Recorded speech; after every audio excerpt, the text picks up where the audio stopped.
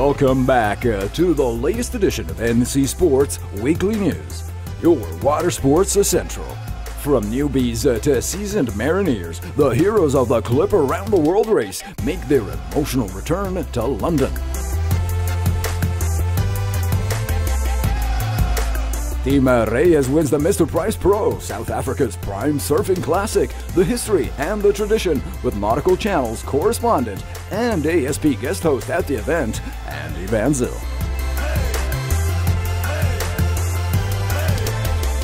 Nautical Channel crews were also on the move for the PWA World Cup in Awaza. Full story from Turkmenistan.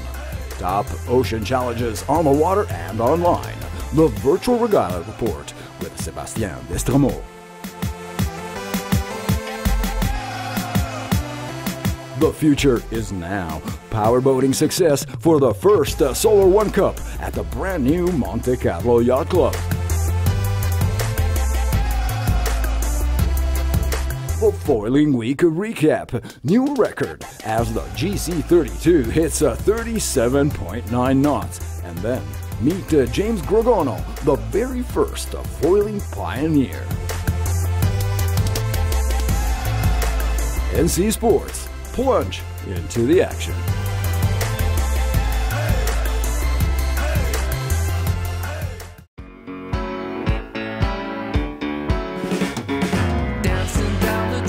After 11 months at sea, the Clipper race fleet returned to a hero's welcome in London following their 40,000 nautical mile ocean adventure.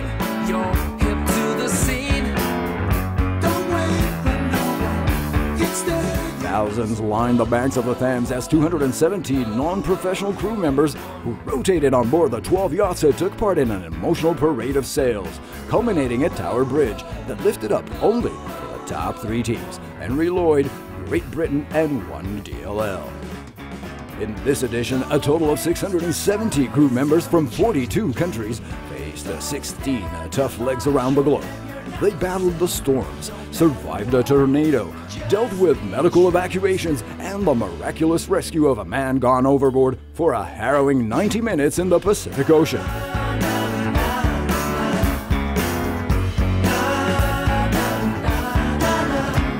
This was not just a big victory for all the crews, but also another important achievement in keeping alive grassroots participation in offshore racing.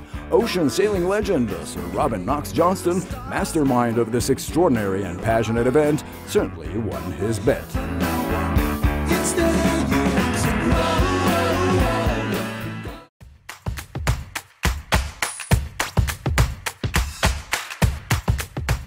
The Mr.Price Pro Baguito, the ASP's prime South African surfing event, came to a close as the 31-year-old American team Reyes posted the biggest victory of his career by defeating Matt Wilkinson, 24, from Australia, in a fiercely battled and high-scores final.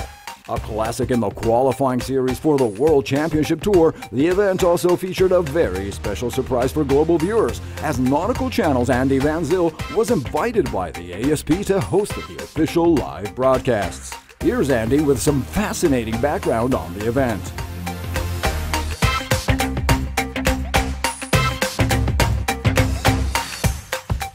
The Mr.Price Pro has actually been won by 7 world champions, so you can imagine it has a very unique history.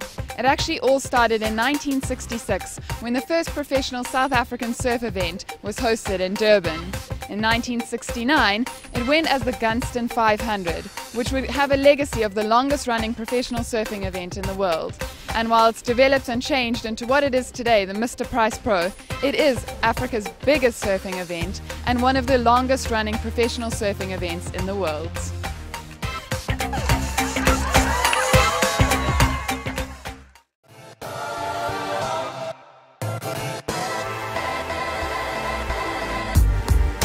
Nautical Channel crews were also on the move as the world's top pro windsurfers recently met in Awaza, Turkmenistan for a first-ever PWA event in Central Asia's landlocked Caspian Sea. The newly built Yelkin Yacht Club and Marina Complex hosted the 6-day event, as this nation is now also opening its borders to the water sports and nautical worlds.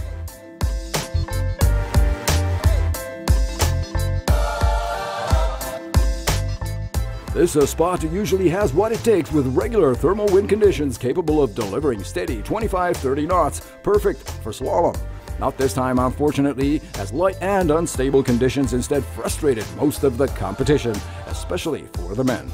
Confirming all forecasts in the women's category, reigning world champion Delphine Cousin set the pace from the early rounds and then went on to seal the deal with a win and a second place in the final regattas. We didn't have a lot of win. It's hard because you can't do some mistake if you want to win. So I'm really happy about this victory.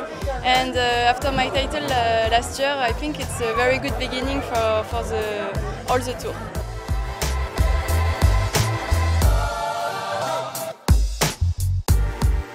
Men's races here became a bit of a nightmare and results had to be based on very little racing, with a bizarre ending of 12 sailors sharing first place overall on points.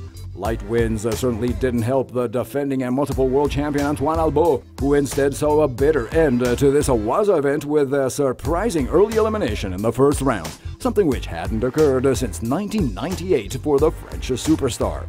Albo not only ended relinquishing the overall lead on the World Tour, but also dropped out of the top 10 list, with the lead on the PWA slalom now going to Cyril Moussolimani.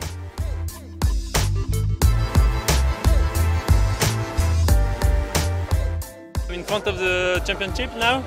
We still have 5 races to do before the end of the year, but I'm in a good position right now. I will do my best to keep this place till the end of the year, and pretty happy for now. The venue, the people, and the culture. Don't miss the full story on the very first PWA Awaza World Cup. Capture the flavor of this budding water sports paradise in the exclusive half-hour special coming this September only on Nautical Channel.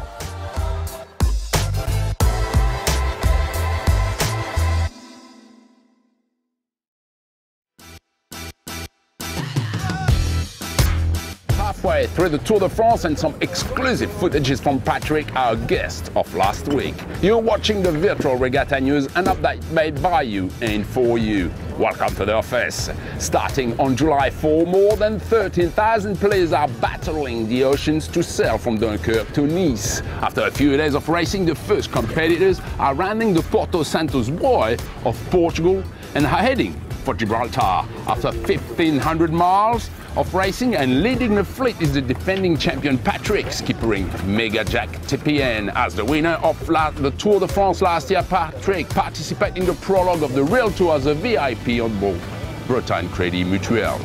Battling it out at the forefront of the fleet is Philippe, skippering Banzai, the recent winner of the Normandy race, another regular guest on our show. The other news on virtualregatta.com is the opening of the North Atlantic record aboard Spindrift. The time to beat 3 days, 15 hours and 24 minutes to rally New York to Cap Lizard on board a gigantic trimaran. Thanks for watching us.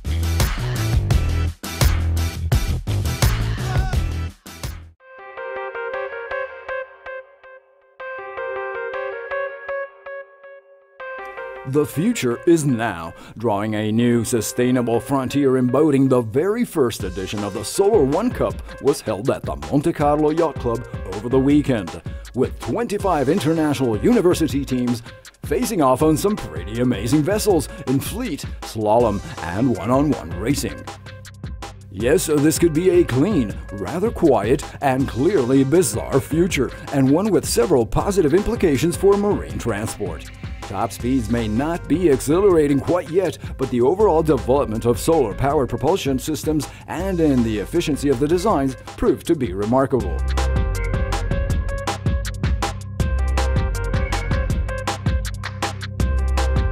Now, this wasn't the first ever solar-powered race, since popularity has been growing on several campuses in both Northern Europe and the USA for some time. This is, however, the first structured league of its kind, an ongoing science lab, and the event promises to push the performance curve even further. We've got teams which have a sense of community and a family. We've had great fun. It's been brilliant races, and it can only get bigger. It can only get better each year. You know, we're looking to take this around the world to different countries, get communities involved, universities, scientists, hobbyists, everybody involved in solar boat racing.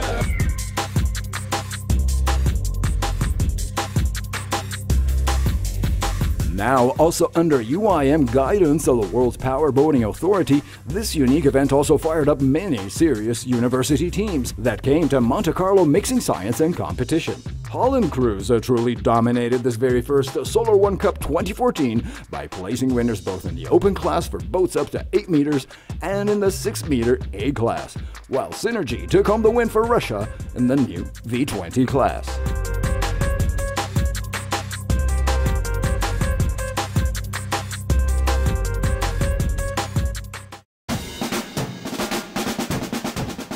The spectacular foiling week debut closed with a bang and a new record of 37.9 knots on Lake Garda, Italy's prime sailing stadium. Setting such an impressive mark were the GC32 racing crew led by Seb Cole and Josh McKnight. And the message is out loud and clear. This truly is the beginning of a new era, going well beyond what was seen at the last America's Cup 35.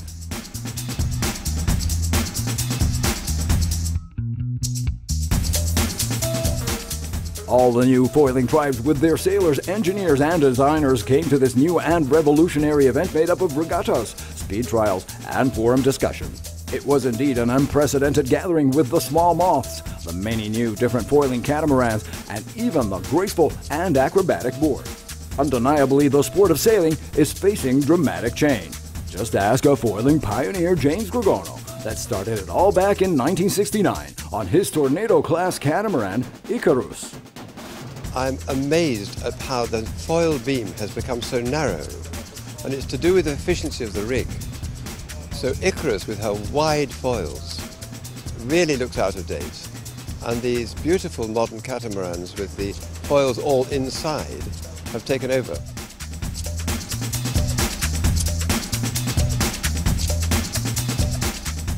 Flattered by the attention received in Italy by the new generation of foiling gurus, Grogono also revealed an audacious future for ocean racing, one that envisions flying up to 5 meters above sea level on mega multi-hulls. The picture of ocean hydrofoils is to stipulate the wave height, say, up to 4 meters or even 5 meters, and to have struts, like the struts of big ocean racers with a bulb of lead at the bottom. And the modern materials can make them 5 meters long. And you have the foils at the bottom and the hulls at the top, and you have some control. And of course, unlike the moth, you have a multi-hull, so it is completely stable. But the same sort of technology of having a transom, an inverted T with a controlled flap, all the skills learned on small boats were transposed to big boats. And it's a very exciting idea.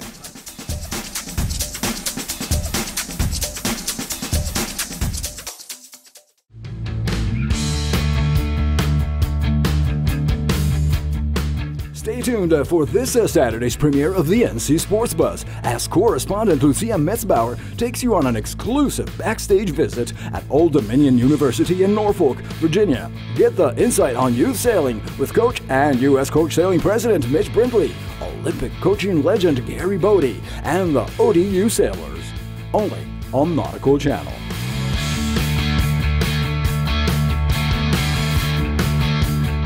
Plunge into the action with NC Sports.